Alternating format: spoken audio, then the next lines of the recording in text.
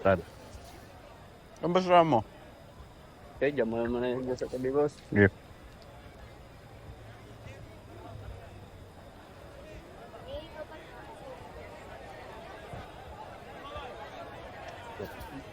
Oh, Long. Boss, barbecue, boss. Hindi na. Boss. Ayos na. Ano yan?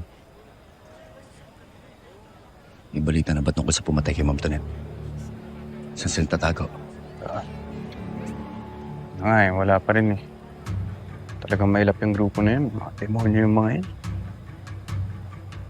Alam mo bang yung bangkay naman ni Mang Alex na nakita sa kabilang pampang? Ano? Oo. Ang Alex? May mga nakita na meron daw ban na sila yung nagtapon ng katawan dun.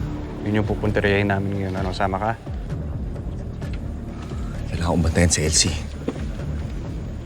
Pero Bok,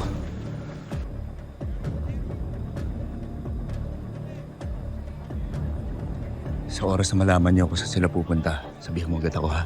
Oo. Oo, sige, sige. Huwag kang mag-alala. Ikaw una akong sasabihan. Salamat. Sige.